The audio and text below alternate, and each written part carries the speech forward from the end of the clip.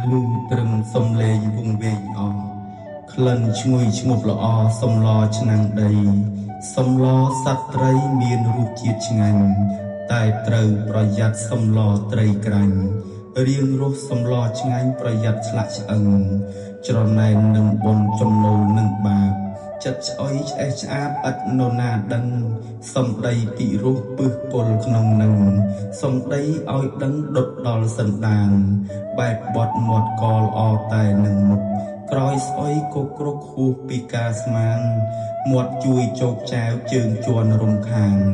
មាត់ជួយឲ្យបានជើងជន់បំបែកលោកនេះកុំឆ្ងល់ល្បិចកលច្រើនណាស់មុខឥតអៀនខ្មាស់ក្រាស់រឹងដូចដែកបើយើងបានរស់ដល់ទៅថ្ងៃស្អែកនឹងជួបរឿងប្លែកចម្លែកផ្សេងជួបរឿងប្លែកពិតត្បិតមិនទាន់ស្លាប់ត្រចៀកបានស្ដាប់ឮត្រឹមសំឡេង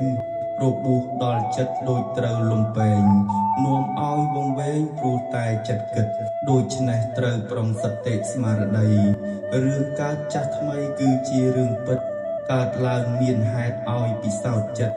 បើជួបរឿងពិតចិត្តព្រមឬទេ